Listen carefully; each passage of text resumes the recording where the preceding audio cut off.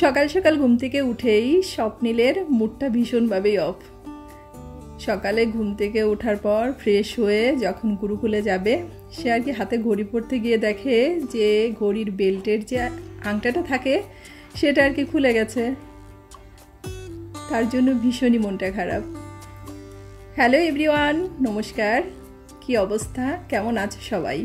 আশা করছি খুব খুব ভালো আছে সবাই, আমরাও ভালো আছি। তো চলে আসলাম আরেকটা দিন আরেকটা নতুন ভিডিও নিয়ে তোমাদের সামনে। আর তোমরা যে যেখান থেকে আমার ভিডিওটা দেখছো, তোমাদের সবাইকে অনেক অনেক ওয়েলকাম। আশা করছি ভিডিওটা ভালো লাগবে তোমাদের। যদি ভিডিওটা ভালো লাগে অবশ্যই পুরো ভিডিওটার সাথেই থেকো। তো যথারীতিভাবে 25 সপ্তাহের ন্যায় এই সপ্তাহেও স্বপ্নিলকে গুরুকুলের জন্য আর কি রেডি করে দিচ্ছি।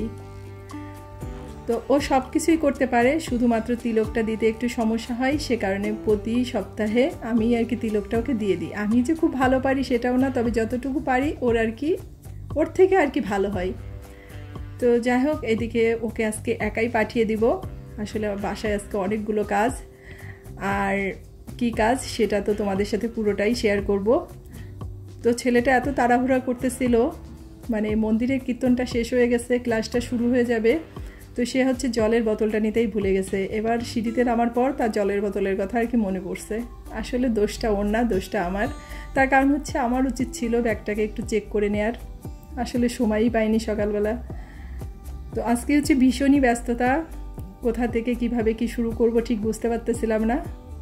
মানে বাসায় একটা ভাই আসছে, যেহেতু অ্যাডমিশন পরীক্ষা চলতেছে ভার্সিটির, তো ভার্সিটি অ্যাডমিশনের জন্যই আর কি ভাইটা আসছে গ্রাম থেকে।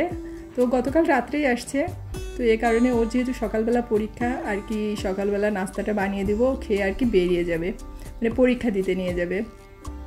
তো সে কারণেই একা হাতে তো একটু আর কি তাড়াহুড়ো করতেছিলাম, এই কারণেই সব কিছু আর কি একসাথে হজা বড়ালো মতো হয়ে যাচ্ছিল। তো যাই হোক, এদিকে নাস্তাটা তো প্রায় আমার বানানো কমপ্লিট। রুটি করতেছি সকালবেলা, আর একটু আলুর তরকারি করব, আর একটু সুজির হালুয়াটা করব, আর একটা ডিম ভেজে দেওয়ার কথা ছিল, কিন্তু আসলে ডিমটা ভাজবো না, যেহেতু ও পরীক্ষাটা দিতে যাচ্ছে। তো এই কারণেই ইচ্ছা করেই আর কি ডিমটা দিলাম না। আসলে কিছু কিছু ব্যাপার থাকে, আমরা সত্যি মিথ্যাটা ঠিক জানি না, তবে যেটা আর কি ছোটো থেকে শুনে আসি সেটাকেই মনের অজান্তে সত্য বলে আর কি মেনে নিই। মানে সেটা যদিও মিথ্যা হয় বা সেই কাজটা হয় না, তারপরেও মানে চেষ্টা করি সেই নিয়মগুলোকে মেনে চলার, যাতে আর কি ভালো হয়। তো যথারীতিভাবেই যেহেতু পরীক্ষা দিতে যাবে, তাই আর কি ডিমটাকে দিলাম না। আর এদিকে আলুর তরকারিটা করে নিয়েছি, সাদা তরকারি করেছি। তো আজকে একটু সামান্য পরিমাণ হলুদ দিয়ে দিয়েছি আলুতে। তো এই আলুর তরকারিটা তো রুটির সাথে বা লুচির সাথে ভীষণই মজা লাগে। আর এদিকে হচ্ছে গাজরের হালুয়াটা বসিয়ে দিয়েছি, মানে গাজর আর সুজি দিয়ে যে হালুয়াটা বানায় সেটা আমাদের বাসায় তো সবাই ভীষণই পছন্দ করে। তো আমার ভাইও আর কি সুজিটা খেতে পছন্দ করে না, কিন্তু এইভাবে যদি রান্না করি ও আর কি খায়, ওরও পছন্দ হয়। তো আমরা সবসময় আমি চেষ্টা করি যখন রান্না করার, তো এইভাবেই রান্নাটা করি। তো এর মাঝে ওরা হচ্ছে সকালবেলা নাস্তা খেয়ে বেরিয়ে গেছে, যেহেতু ওদের সকালবেলা পরীক্ষা ছিল 11টার থেকে। তো 1 ঘন্টা আগে হল রুমে ঢুকতে হবে, সে কারণে ওরা অনেক আগেই বেরিয়ে গেছে।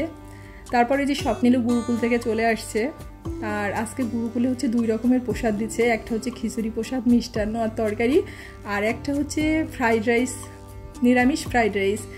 তো আজকে 2 রকমের প্রসাদ দেওয়ার কারণ হচ্ছে যেহেতু অক্ষয় তৃতীয়া ছিল, তো সে কারণেই মন্দির থেকে আর কি 2 রকমের প্রসাদটা দিছে। তো অক্ষয় তৃতীয়ার দিন অনেক কিছু হয়, অনেকে অনেক কিছু হয়তো জানো, কিন্তু আজকে যে অক্ষয় তৃতীয়াটা জানো, আমি না ভীষণ মানে ভুলে গেছিলাম। তো অক্ষয় তৃতীয়ার দিন অনেক কিছু মানতে হয়, আসলে ভালো হয় মানা বিচার করলে, কিন্তু আজকে আমি কিছুই করতে পারিনি। তো ভীষণই মনটা আর কি খারাপ হচ্ছিল। আমি আজকে জানতাম না, পরে এটা শুনেছি সন্ধ্যার দিকে আর কি স্বপ্নিল আমাকে বলছে, মা আজকে কিন্তু অক্ষয় তৃতীয়া। তারপর ওদের প্রভু নানা রকম কথা বলছে আর কি, সেগুলো আমার সাথে বলতেছিল। পরে বললাম তুমি এসে আমাকে বলতে তাইলে ভালো হতো। তো এইদিকে হচ্ছে স্বপ্নিলের পাপার জন্য আর কি নাস্তাটা দিয়ে দিচ্ছি। আসলে না জেনে কিছু করলে হয়তো বা দোষ হয় না, আমরা তো সেটাই জানি। তো ঈশ্বর আমাকে ক্ষমা করে দেবেন, ঈশ্বরের কাছে এই প্রার্থনা করি। তো যাই হোক, এদিকে স্বপ্নিলের পাপা আর কি শুক্রবার তো একটু বাজার নিয়ে আসছে, তো একটা মুরগি আনছে। তো এখন মুরগিটাকে আমি একটু পরিষ্কার করে নিচ্ছি, মানে ও নাস্তাটা খেয়ে বাজারে চলে গিয়েছিল। আর এখন হচ্ছে মুরগিটাকে পরিষ্কার করে তারপর রান্নাটা করব। তো আজকে রান্না করতে চেয়েছিলাম বিরিয়ানি, কিন্তু পরে মেনুটা চেঞ্জ হয়ে আর কি অন্য কিছু হয়ে গেছে। তো মুরগিটাকে আসলে যেহেতু পরিষ্কার করে নিয়ে আসছে, তারপরে হালকা একটু লোমটা ছিল, তো ভাবলাম একটু আগুনে আর কি মানে এটাকে একটু পুড়িয়ে নিই, তাহলে দ্রুত আর কি পরিষ্কার হয়ে যাবে। আর এই জন্য মুরগিটাকে একটু আগুনে পুড়িয়ে নিচ্ছি। তো বিরিয়ানির জন্যই আর কি ডিমটাকে বসিয়েছিলাম, পরে আর সেটা বিরিয়ানি করিনি। তো পরে মাংসের ঝোল করেছি, ডিম ভুনা করেছি, আর হচ্ছে ইলিশ মাছ ভেজেছিলাম, আর ডাল রান্না করেছিলাম, আর সাদা ভাত।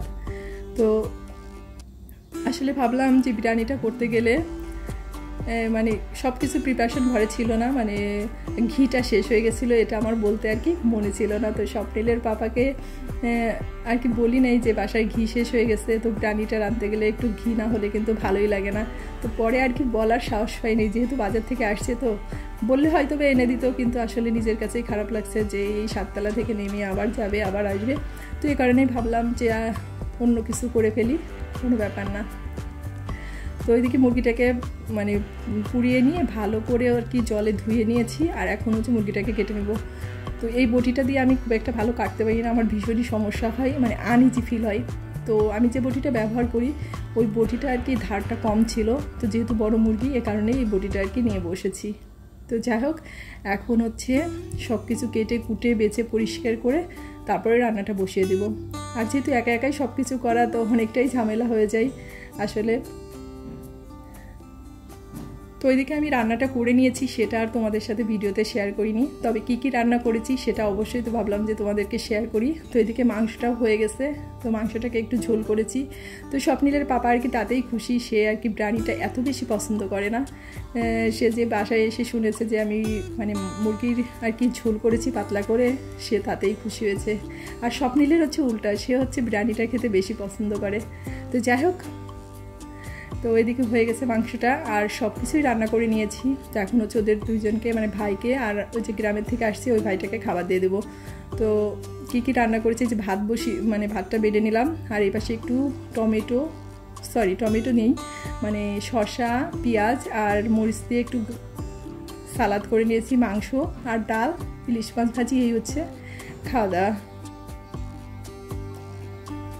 তো সবসময় তো প্ল্যান করে কোনো কিছু হয় না, প্ল্যানের বাইরেও অনেক কিছু হয়ে যায়, তো এটাই মনে হয় ভালো হয়েছে।